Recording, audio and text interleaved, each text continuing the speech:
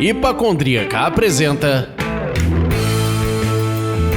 Surra de Lúpulo. Oi pessoal, aqui é a Ludmilla, mais conhecida no Instagram como Hipacondríaca, e esse é o Surra de Lúpulo. Leandro, finalmente a gente acertou em cheio na convidada.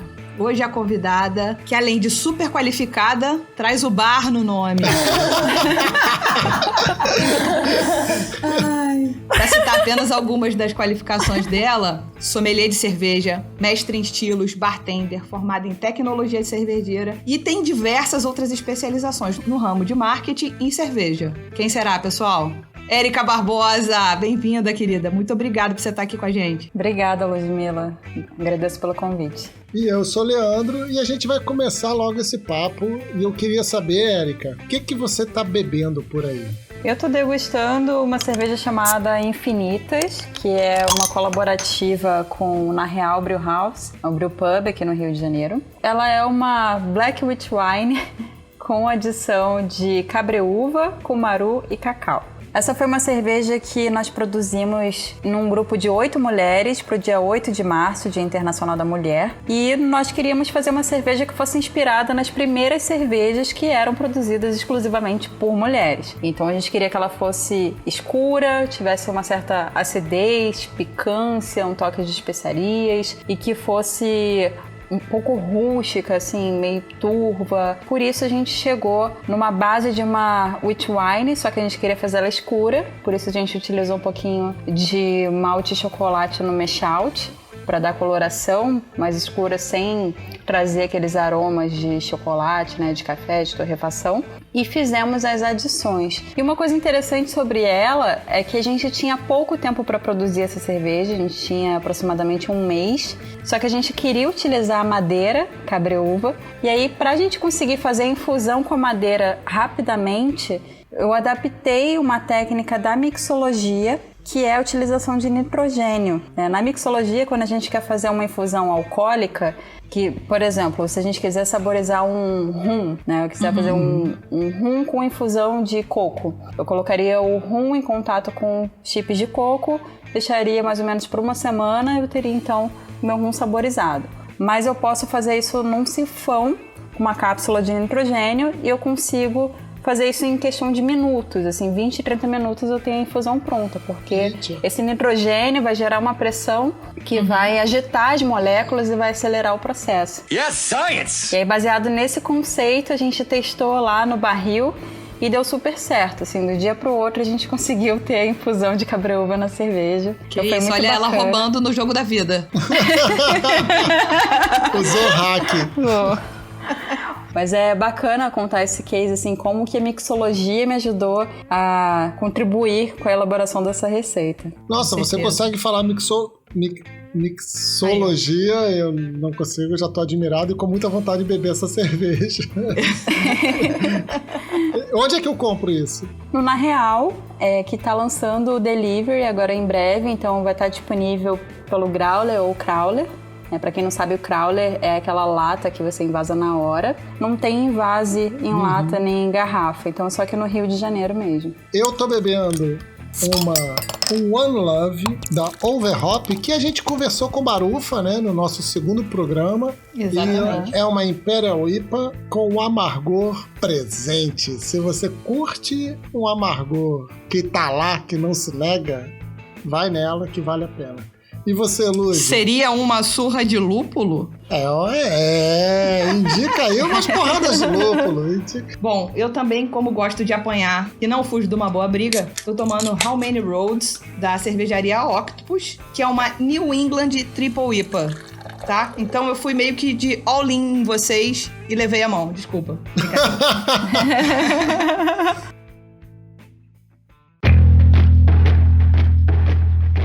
Érica, você foi a pioneira em criar um curso de marketing de cerveja pelo marketing cervejeiro, a sua escola, né? De onde surgiu essa ideia? Onde você percebeu essa oportunidade? E quais foram os grandes desafios de você enfrentar isso e tirar... Porque a ideia, ela nasce no papel, vai pra gaveta, sai da gaveta, volta pro papel, vai pra vida real. Aí ela apanha, ela volta pra gaveta e por aí vai. Como é que foi isso? E como apanhei? Bom, a ideia surgiu justamente de uma escassez desse tipo de conteúdo, né? Porque lá atrás, quando eu decidi trabalhar com marketing de cerveja, eu já era formada em marketing, né? Bacharel. Fazia pós-graduação em marketing digital pela SPM. E para ajudar a pagar a minha pós-graduação, além do meu emprego que eu tinha no Rio Ônibus, que eu já trabalhava com marketing, eu comecei a fazer freelance em bar nos finais de semana, como garçonete, né? Porque era uma pós-graduação muito cara, então precisava de um complemento para conseguir comprar uma roupinha, uma cerveja, enfim. E aí uma brusinha. Uma brusinha. E aí eu curti tanto trabalhar nesse pub que eu me vi ali naquele ambiente, sabe? Eu aprendi demais lá. Com o tempo eles me treinaram, eu virei bartender da casa também. Passei a me interessar tanto por cerveja que eu já degustava, mas até então eu não estudava sobre cerveja. Naquele momento eu passei a estudar para conseguir servir melhor, né? Eu li os rótulos, eu lia sobre os estilos, assistia vídeo no YouTube. E eu pensei, tá aí, eu quero virar especialista em marketing de cerveja. Só que eu nunca tinha ouvido falar nessa profissão, nessa especialização. E aí procurei no Google, não achei nada parecido. E aí eu pensei, bom, então eu tenho um objetivo, eu vou traçar uma estratégia para alcançar esse objetivo. O primeiro passo vai ser fazer um curso de sommelier para entender mais de cerveja. Aí eu viajei para Blumenau, fiz o curso de sommelier na primeira turma da Escola Superior de Cerveja e Malte. Voltei para o Rio de Janeiro pedindo demissão do emprego e me jogando no mercado cervejeiro. Porque, primeiro que eu fiquei muito encantada, né, por esse universo, mais do que eu já estava. E segundo, porque eu recebi uma proposta para trabalhar num projeto que envolvia marketing digital e cerveja. Então, para mim, parecia perfeito, por mais que eu não tivesse nenhuma garantia de que daria certo. E aí, com o tempo, eu fui me especializando com outros cursos, eu fui trabalhando em outros projetos, trabalhei numa grande distribuidora de cervejas, depois trabalhei também no The Beer Planet, que é um grande e-commerce de cerveja, fiz curso de mestre em estilos, tal, produção de cerveja. Chegou um momento que eu tinha tanto conhecimento diferenciado, né, de unir o marketing com a cerveja, que muita gente começou a me procurar para dar consultoria. E eu me vi no momento que eu não conseguia dar conta disso. Eu pensei, tá, eu não consigo abraçar o mundo com as pernas, mas eu posso ajudar profissionais de marketing a se especializarem em cerveja, passando todos os atalhos que eu aprendi ao longo desse tempo, para que eles possam dar consultoria para esses negócios e também posso ajudar os próprios empresários, né? E aí eu decidi lançar o curso, então, Marketing de Cerveja, e isso foi já no final de 2016. E aí eu digo que o Marketing Cervejeiro foi lançado em 2016 porque foi a nossa primeira divulgação, né? Foi um anúncio na revista I'm Beer, e esse foi o marco do início do Marketing Cervejeiro. Que legal. Assim, ver esse sonho sair do papel de fato, né? Mas assim, você não contou pra gente as dores de cabeça de tirá-lo de fato do... não pode estar pensando. Então, no início eu pensei em fazer sociedade, né? Eu conversei com 2 pessoas, a gente chegou a pensar em algumas coisas junto, tal, acabou não dando certo, aí acabei seguindo sozinha, e aí... Quando eu lancei, eu comecei a divulgar de uma forma muito tímida ainda, né? Muito orgânica, eu não tinha grana assim para investir, mas consegui formar uma primeira turma no início de 2017, contratando tudo por demanda. Aluguei uma sala de aula, contratei professores parceiros, contratei designer para fazer divulgação e tal. Foi presencial a primeira turma? Foi, todas as turmas até agora foram presenciais. Maneiro. Já foram 20 turmas ao todo, sendo 13 turmas. Parabéns. Eu ia achar que ela ia falar, já foram 10 turmas, 8 turmas, não 20. Tá bom, parabéns. Foram 20 já na raça, porque nem todas elas deram lucro, né? Teve turma pequenininha assim que eu fiz pra não deixar o pessoal na mão, o pessoal que se planejou pra viajar. Eu tive muitos alunos de fora do Rio de Janeiro e a maior dificuldade que eu tive foi justamente esse modelo cigano, né? De ficar viajando, porque são muitos custos da viagem e eu me programava sem saber quantos alunos eu teria na turma. sem ter um investimento por trás. Então foi muito na raça mesmo e muito no amor, porque, como eu falei, nem todas as turmas deram lucro, né? Mas foi uma coisa que sempre me deu muito prazer em fazer. Tanto o fato de dar aula, porque eu sempre quis ser professora, como saber que eu estava contribuindo com o mercado cervejeiro, que eu acho que é o meu grande propósito.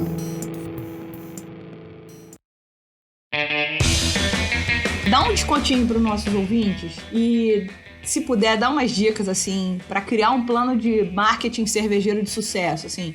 O que não pode deixar de fazer, sabe? Bom, eu acho que o primeiro passo é entender qual é o seu propósito, o seu posicionamento no mercado, né? Porque tem gente que acha que vai vender cerveja para todo mundo, né? Pensar, meu público são todas as pessoas acima de 18 anos, de todas as localizações, de todas as tribos, né? E a gente até pode ter um posicionamento mais tradicional e mais abrangente, mas o ideal é a gente escolher um público para a gente segmentar, e não quer dizer que vai ser o único público que vai consumir, né? Esse público, na verdade, é o público que a gente vai focar os nossos esforços de marketing, mas ele pode ser um público que também vai influenciar outras pessoas, né? Por exemplo, a minha mãe, de 65 anos, minha tia, de 58, elas até bebem cerveja artesanal, mas elas bebem por minha influência, porque eu apresento de acordo com o paladar delas. Então, o primeiro passo é a gente ter esse público bem definido, nosso posicionamento, o que a gente vai ter de proposta de valor,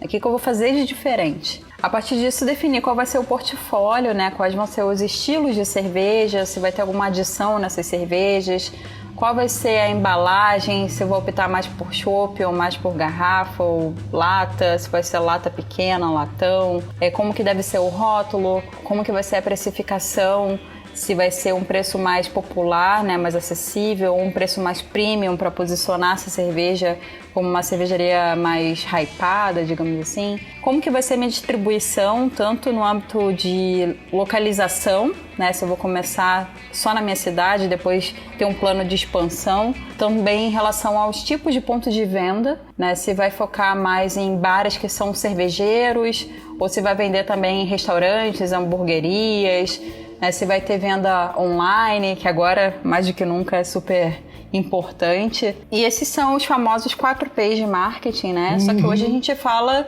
de 5 P's, entrou um 5º P, que é o P de pessoas. Quando a gente fala de pessoas, é tanto o público que a gente quer atender, quanto a equipe que a gente precisa ter e os parceiros, né? Quais são os parceiros importantes pra gente. Então, o básico de um planejamento, antes de a gente partir para plano de ação, antes de a gente pensar em marketing digital, em assessoria de imprensa, em eventos, o básico de tudo é a gente ter toda essa parte dos 5 P's muito bem definidas, porque senão, se a gente não sabe qual caminho a gente quer seguir, né, qualquer caminho serve.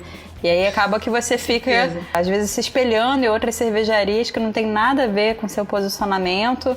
Uma cervejaria faz alguma coisa, você acha que é legal, vai lá e faz também. Quando você vê, você está sem um propósito bem definido, né? Sem uma identidade marcante. Com certeza. E aí você tem que voltar no começo, perdeu todo aquele tempo de novo. Exatamente. Perdeu dinheiro, perdeu tempo. Se reposicionar é sempre um caminho difícil, né? Porque você tem uma chance de ter uma boa primeira impressão. E aí, quando você tenta se reposicionar, nem sempre você consegue reconquistar aquela pessoa que já teve uma impressão ruim. Pelo contrário, o esforço é muito maior. O que ela falou, bonito isso, né? Você tem chance...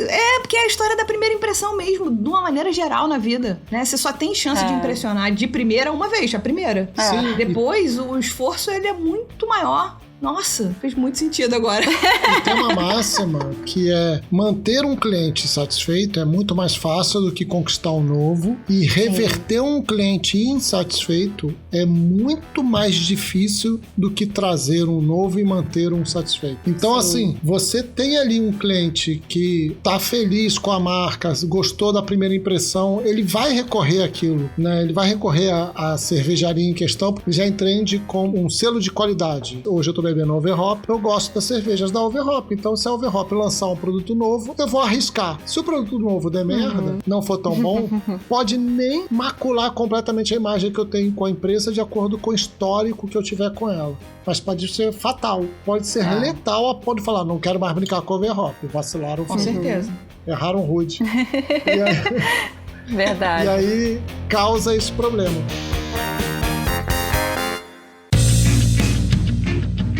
Você falou dos 5 Ps e tal, e dos 4 Ps, 5 Ps, a transição de trazer as pessoas que vão trabalhar com você, que vão representar essa marca, de como é que elas vão fazer, tudo isso. Uhum. Mas isso sempre me traz o seguinte, que você falou muito também de propósito, né? Propósito é diferente de posicionamento. Propósito é o que você quer, posicionamento é como o público te vê. Né? Basicamente isso. E para o cervejeiro se colocar perante o público dele, o que a gente pode falar da jornada do consumidor da cerveja de grandes corporações, das cervejas mainstreams, de uma Heineken, Skol, Brahma, para a jornada do consumidor das cervejas artesanais?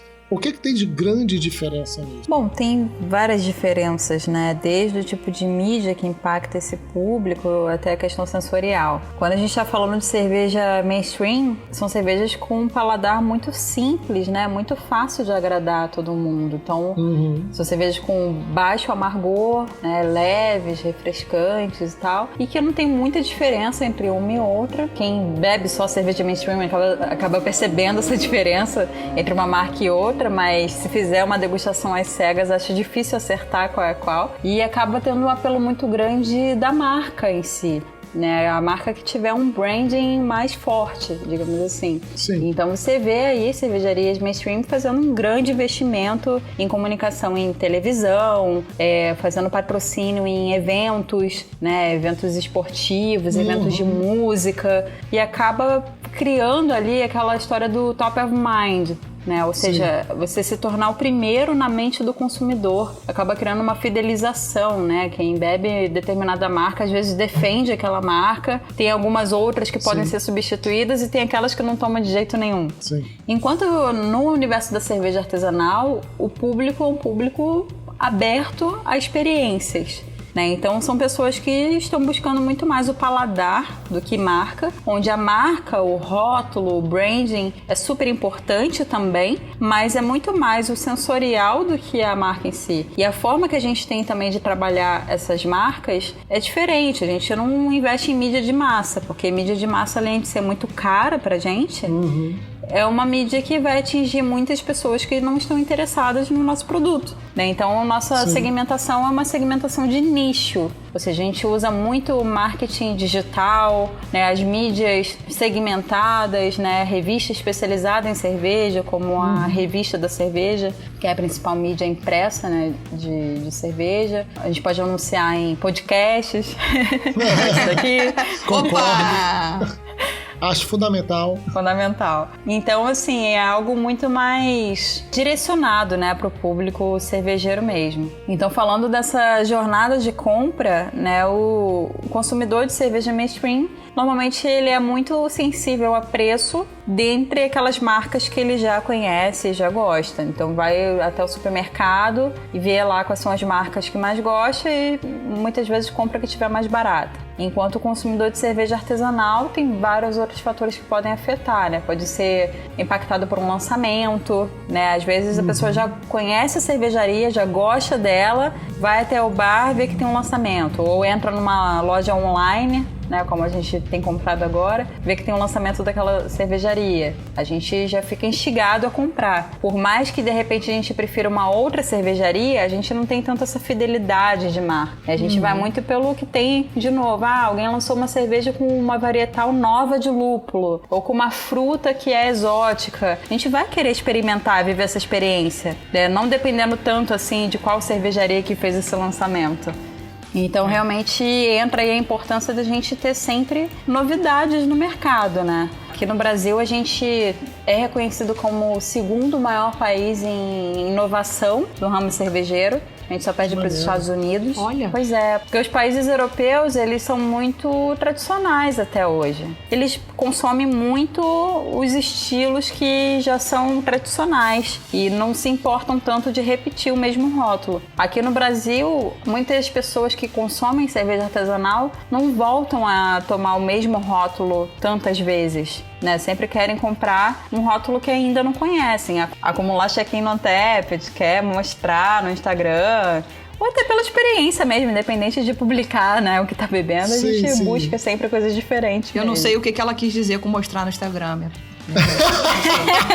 Não sei se isso foi um recado, mas se não foi um recado, eu peço a opinião de vocês. Entrem no Instagram, @hipacondríaca, e vejam se ela tem razão. Só porque eu postei 860 cervejas, se ela tá falando esse recado é pra mim, de repente é.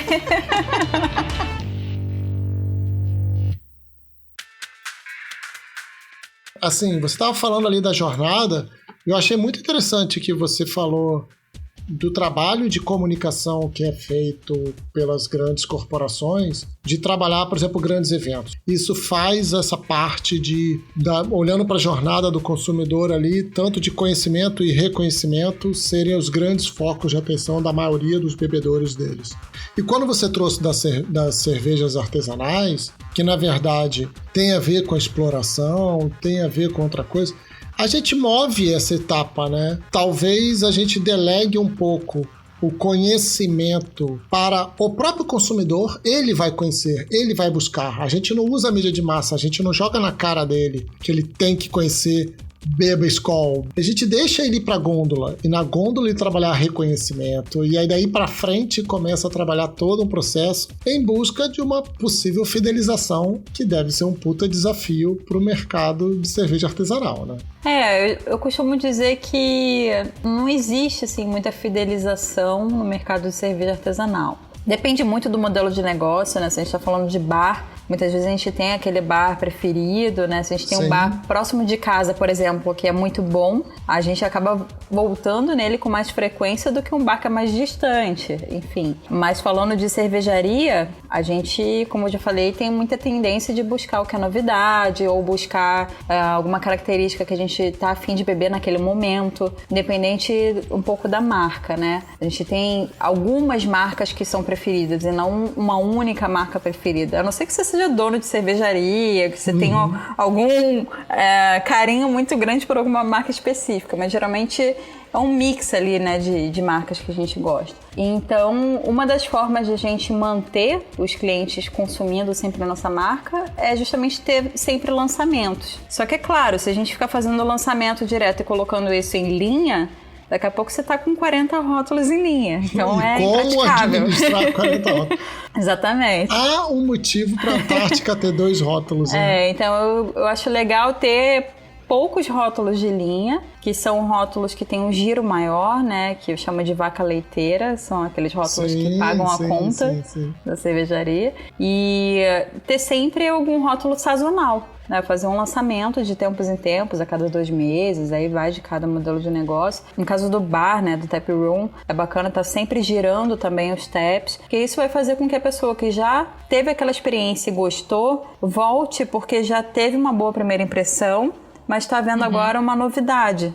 E aí vai ver se vai ter uma segunda boa impressão também. Se gostou também, daqui a pouco vai ver, poxa, tudo que lançam daquela marca é bom. Então você já fica afoito para provar algum lançamento daquela marca. Você falou, por exemplo, da vaca leiteira. Isso faz parte de um conceito muito sólido do marketing, que é você separar os seus produtos em 4 blocos. Né? Matriz BCG. Que é uma maneira de você separar os seus produtos e reconhecer quem é a estrela, quem é a vaca leiteira, quem é a grande incógnita da situação e quem é o abacaxi. Você recomenda que as cervejarias artesanais trabalhem isso com qual dose? Assim, hoje, o que eu e a Lud, a gente tem falado muito aqui nas nossas gravações e tal, é que hoje o foco está muito voltado para arriscar os questionamentos, são os lançamentos. Você nunca sabe o que vai dar, né? Então você arrisca, você solta toda hora ali. Então esse quadrante do questionamento está sempre trabalhado ali, né? Está sempre sendo explorado. Como você vê isso hoje, assim? Onde você acha que as empresas, principalmente as empresas que são as cervejarias artesanais um pouco mais maduras, onde você acha que elas podem administrar melhor o portfólio delas? O que eu tenho visto, assim, em relação a essa matriz BCG, só para explicar melhor o que é isso, né? Vaca leiteira é aquele produto ou aqueles produtos que vendem no volume grande suficientemente para pagar as contas da empresa. Então, quando a gente fala, por exemplo, da Coca-Cola. Coca-Cola tem Sprite, Fanta, Mate Leão, tem um monte de bebidas. Mas o que mais vende é a Coca-Cola e os esforços de comunicação deles é a própria Coca-Cola. Você vê muito mais propaganda da Coca do que das outras bebidas. Sim. Então, trazendo isso para cerveja, a gente pode estar falando aí de estilos de cerveja. Normalmente, os estilos de entrada pode ser uma Pilsen, né, uma Helles, uma Kölsch, aquele estilo que é mais fácil do consumidor leigo, né, apreciar, costuma ser a vaca leiteira. Mas claro que tem cervejaria que tem um outro segmento, né? Por exemplo, cervejaria que só produz cerveja ácida ou só produz cerveja lupulada. Vai ter alguma outra vaca leiteira. E o produto estrela é aquele produto que vende num volume menor, mas ele é importante para formar o conceito da marca, né? Então são cervejas que a gente faz pensando em ter um diferencial, né, utilizar insumos diferentes, ou então ganhar medalhas em concursos, enfim. Então eu vejo que cervejarias bem consolidadas mantêm um portfólio fixo, né, sempre de produtos que são vaca leiteira, produtos estrela, e estão constantemente fazendo algum lançamento sazonal, assim, 1 ou 2 rótulos a cada 2 meses. Então, por exemplo, cervejaria como a Ocos Pocos. Eu acho o case deles muito legal, porque como eles têm o bar da marca, né, o Ocos Pocos DNA, eles fazem lançamentos constantes, faziam antes da pandemia, espero que voltem a fazer logo, que era a linha Prog, né, para quem frequentava o Ocos Pocos DNA.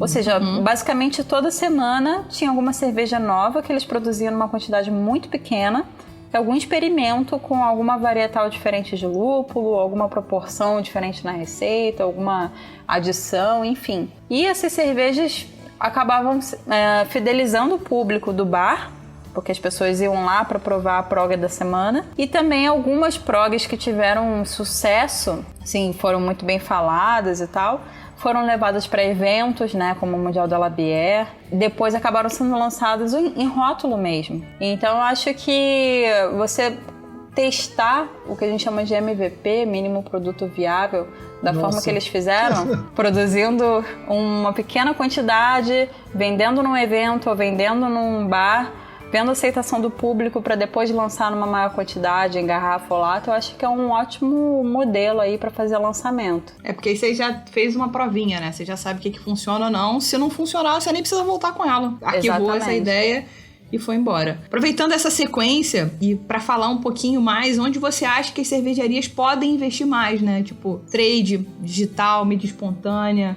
O que você acha que é tendência nesse momento para quem já está fazendo certo, fazer mais certo, e para quem ainda de repente não está prestando atenção nisso e que precisa correr atrás desse prejuízo? Bom, não existe uma única ferramenta que seja responsável pelo sucesso de qualquer negócio, né? Inclusive os negócios cervejeiros. Mas eu acho que um mix de trabalhar bem o trade marketing, né? Trabalhar os pontos de venda e trabalhar o marketing digital são 2 caminhos super importantes para as cervejarias. Por quê? Com o trade marketing você vai trabalhar a questão de informar o consumidor final, de estreitar parcerias, canais de venda, né? Você ter ali o merchandising, seu material publicitário para divulgar a sua marca nos pontos de venda, fazer ações em conjunto, tipo eventos, degustação. Tudo isso é muito importante para tanto educar o consumidor que ainda não conhece tanto cerveja artesanal, quanto mostrar sua marca para quem já gosta de cerveja. E claro, sem os canais de venda, né, você não tem tanto por onde escoar. Por mais que você tenha uma marca forte, se você só tem os canais próprios, você acaba vendendo num volume menor. Então trabalhar essa questão do B2B, né, o business to business, é super importante. Só que o marketing digital, ele sempre foi muito importante para as cervejarias artesanais, para qualquer negócio cervejeiro, né? Porque nós somos pequenos. E com o marketing digital você consegue ser muito assertivo na segmentação do público por um preço que vai variar de acordo com o que você pode investir. Porque você pode fazer um trabalho 100% orgânico e ser legal, ou você pode investir em anúncios, e esses anúncios vai depender do quanto você está disposto. Você pode fazer anúncio de R$30 ou de R$1.000, né? Então tudo vai depender do seu aporte. Então acho que marketing digital, além sempre ter sido importante nesse momento que a gente está vivendo, de a maioria dos consumidores estar em casa, e que durante um bom tempo eu acredito que vai ser assim, porque por mais que aos poucos, né, as cidades acabem liberando aí, estreitando o isolamento social, que as pessoas comecem a voltar às ruas, ainda vai ser uma volta graduativa, né? As pessoas ainda vão ter um certo receio. Sim. Então eu acredito que agora a forma mais impactante que a gente tem, né, de atingir esse consumidor é através de marketing digital, que não é só mídia social. A gente tem várias outras formas aí. Tem e-mail marketing, tem estratégia de WhatsApp, tem os influenciadores digitais, tem a assessoria de imprensa digital. Então são várias estratégias que a gente pode utilizar para tornar a marca conhecida e efetivar vendas também.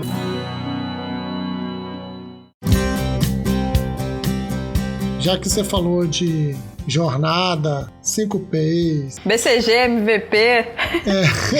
Eu queria saber o seguinte, dentro desse cenário, na sua opinião, quem no mercado cervejeiro tá dando um show, tá executando um bom plano de marketing, que você olha e fala, maneiro, estão integrados, está funcionando? Eu acho que tem várias marcas que se destacam, cada uma por um aspecto. Eu não vou dizer que nenhuma delas é perfeita 100%, porque sempre falta investimentos em alguma parte aí da questão, ou na distribuição, né? Mas assim, em relação ao conjunto de posicionamento, rótulo, a forma como se comunica, eu sou muito fã da Ocos Pocos, eu sempre falo deles. Não é jabá, é que assim, realmente a marca é incrível. Se parar para olhar o Instagram deles, né, a forma como eles comunicam, eles pegam muitas fotos com um layout feito em cima da foto. Isso é uma tendência muito grande, porque cada vez mais a gente tem resistência a olhar layouts que são 100% produzidos em Photoshop. Por quê? Fica parecendo um flyer, né? Um flyer digital, parece que você está panfletando. E as pessoas não querem consumir conteúdo na internet de panfletos, as pessoas querem conteúdos que agreguem. Então a gente gosta muito mais de assistir a um vídeo ou ver uma foto maneira do que ficar vendo um flyer digital. Então eu acho legal a forma como eles fazem as ilustrações em cima das imagens, aí coloca uma legenda que tem tudo a ver com a linguagem deles, cria um universo associativo, cria uma brand persona, né? Gosto muito também do trabalho da Overhop, as Alais, eu acho que pegou uma segmentação muito interessante, né, de trabalhar essa questão do sítio, né, dos insumos que são do próprio sítio, aí usa gengibre do brejo, sempre tem alguma correlação aí com natureza, com algo muito... Parece que é tudo muito único, né? Parece que é uma coisa muito exclusiva ali que você está consumindo. Cervejaria Japas, acho que tem um trabalho muito bacana também. Tanto que elas se diferenciaram demais em pegar esse segmento, né, de produzir cervejas inspiradas na cultura oriental. Não existia nenhuma cervejaria no Brasil assim. E elas têm uma identidade visual muito forte, né? Um posicionamento muito bacana. Aí você tem cases como Suricato, que também acho que manda muito bem. A 5 Elementos está se destacando bastante entre os beer geeks, né? A Imigração, acho que é um case legal de cerveja de volume dentro do nicho das independentes, porque a Imigração ela produz uma cerveja em grande quantidade, posiciona para um público mais abrangente, mas é uma cervejaria independente que produz com qualidade e que investe muito em marketing, né? A equipe deles tem em torno de 10 pessoas só para o marketing, distribuída entre as marcas da Imigração. Era só para dar acho que uma pincelada nisso, que foi bom que você foi em várias regiões, né? Você ficou ali, segurou na 19 de fevereiro em Botafogo, para quem é do Rio de Janeiro, Ocos Overhop. Aí depois você foi pra Minas, aí você foi lá pra 5 Elementos, no Ceará, que eu acho maravilhoso. Eu ia te perguntar, você tem alguma que venha na tua cabeça que seja do Nordeste? Porque senão a gente fica muito falando do que tá rolando aqui no Sudeste e no Sul, e Minas e tudo mais, e esquece do que está sendo feito lá, né, no Nordeste, que, enfim, eles estão crescendo muito, e é uma cena muito legal. Mas foi bom você ter trazido de outros lugares. Eu ia futucar, só quis falar mais ou menos de onde era cada uma pra galera que tá ouvindo entender como é que isso tá muito distribuído, né, como é que a cena artesanal no Brasil tá muito fomentada. A gente tem vários cases legais em várias regiões, né. São Paulo também, acabei não citando as cervejarias de São Paulo, você tem Dogma, Trilha, Croma, a Voz, né, Infected. Então tem muitas marcas se destacando. Gente. A Voz que faz só lager. Coisa maravilhosa.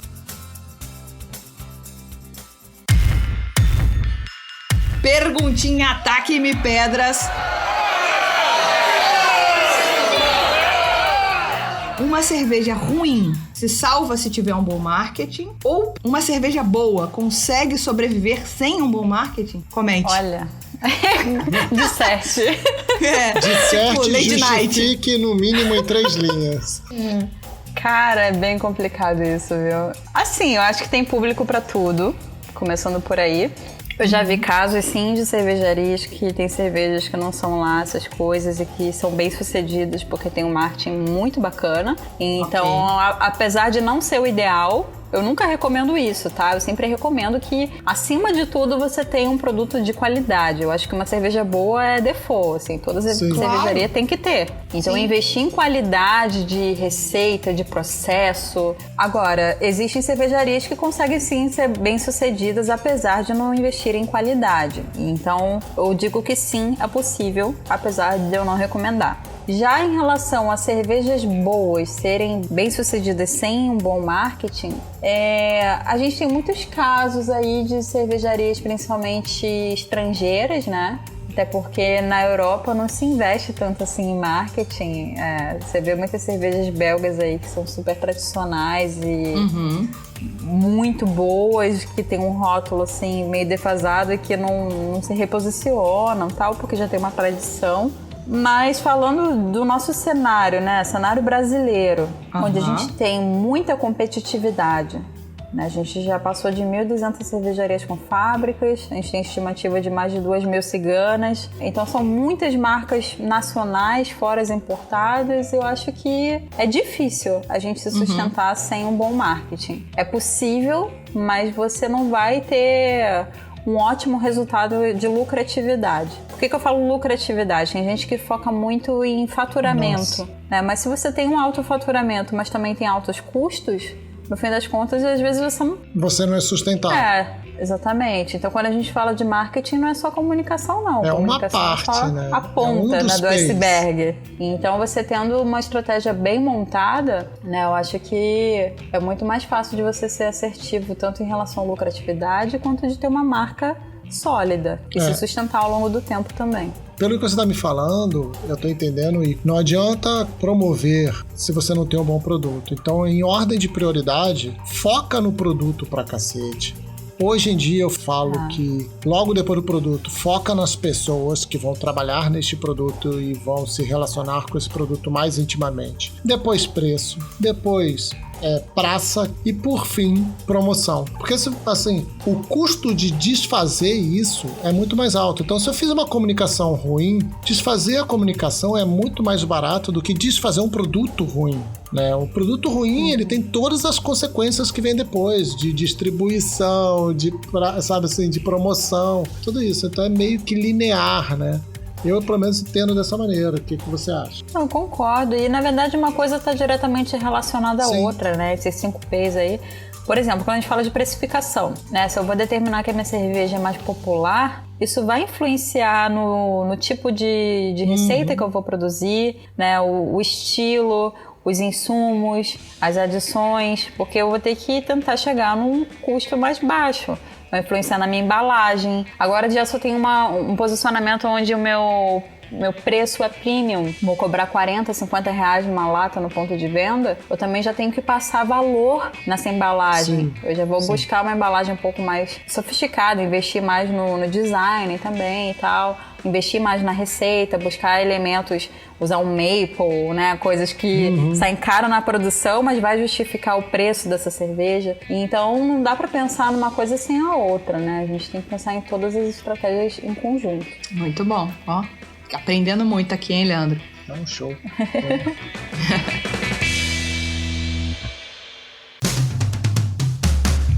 Agora, depois dessa pequena aula que a gente recebeu aqui, eu queria que você soltasse o jabá, porque eu já tô a fim de fazer o curso. Então fala aí mais sobre esse curso pra gente. Bom, existem alguns cursos, né, do marketing cervejeiro. O primeiro foi o marketing de cerveja, que ele é bem mais completo, né? Eu falo de posicionamento, branding, gestão de negócios cervejeiros, marketing digital, assessoria de imprensa, merchandising, vendas, rótulo. Esse curso, ele não vai mais acontecer presencialmente. Pelo menos não nos próximos 2 anos. Porque antes de tudo que a gente está passando agora, né, da pandemia e tal, eu já tinha começado a gravar o curso online, porque eu passei no mestrado, né? Tô fazendo mestrado na UFRJ em mídias criativas e apesar de agora estar tendo aulas online, mas depois, quando a gente tiver a retomada, essas aulas são presenciais. Isso me impossibilita de ficar viajando pelo Brasil como eu viajava antes. Então esse curso online, ele está sendo produzido, ainda não tem uma data divulgada de lançamento, mas a expectativa é fazer o pré-lançamento agora em maio. E legal. A gente tem também alguns outros cursos. Tem curso de mixologia cervejeira, onde ensina a fazer drinks com cerveja, né? Que tô pensando em lançar online também daqui a um tempinho. Tem de gestão e tributação cervejeira. E tem o de marketing digital para negócios cervejeiros, que é um tema que está dentro do curso de marketing, mas para quem não quer ou não pode investir no curso completo, né, tem essa opção de fazer separado, que eu abordo tanto a questão de conteúdo, né, como você produzir conteúdo, quanto em relação também a criar anúncios que sejam bem assertivos, tanto no Instagram, no Facebook, e também trabalhar assessoria de imprensa digital, né, as influenciadoras digitais e as mídias digitais, de modo geral. Esse curso vai acontecer agora de forma online, ao vivo, nos dias 23 e 24 de maio, vão ser 2 manhãs, de 9 até meio-dia. E ele é indicado tanto para quem empreende no meio cervejeiro ou para quem gerencia o negócio cervejeiro, né? Trabalha no marketing de uma cervejaria, de um bar, de um brewpub, brew shop, enfim. Para profissionais liberais também, sommelier de cerveja, que queira divulgar melhor o seu trabalho. E também profissionais que sejam das áreas de comunicação e estratégia, que queiram atender a esses negócios cervejeiros e queiram aprender as especificidades desse mercado, né? Porque tem algumas questões ali que só quem já apanhou muito tentando segmentar um público, né? Que já viu o que dá certo, o que não dá, que sabe esses atalhos. Então, acho que mesmo para quem já entende de marketing digital, é um curso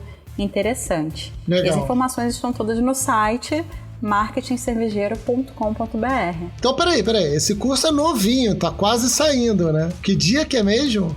Nesse final de semana agora, já nos dias 23 e 24 de maio. E só vale ao vivo, é isso? É, vai ser ao vivaço. Caraca, só no jazz. Ô louco, meu!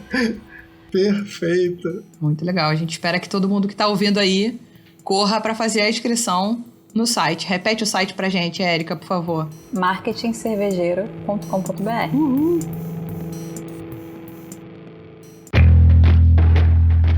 Então, pessoal, esse foi o papo com a Érica, que maravilhosamente bem nos iluminou um pouco mais sobre esse marketing cervejeiro que todo mundo fica de cabelo arrepiado, até os carecas do meio. e trouxe tudo com muita simplicidade e simpatia. Muito obrigada, Érica, por ter vindo até aqui falar com a gente. Obrigada. Eu que agradeço. Queria fazer aquele nosso desafio final, né, de programa que a gente sempre faz. Se você tiver na sua geladeira, na sua adega, uma cerveja que o que, Lud? Uma cerveja que você comprou pelo marketing cervejeiro, que ela fez em você, meus amigos. Né? Ela vendeu o peixe dela muito bem. Comprei essa cerveja porque ela me vendeu bem o peixe. Beba a cerveja. Deguste a sua cerveja. Tire uma foto. Marca a Hipacondríaca. Marca a Érica. Marca o Leandro. Marca o Surra de Lúpulo, que eu vou repostar. Só posso falar por mim. Eu quero saber o que vocês estão bebendo, meu povo. Exatamente. Vou repostar galera. também lá no erica.bar.bosa, que é meu perfil pessoal. Não falei que ela tinha o bar no nome, ninguém acreditou em mim.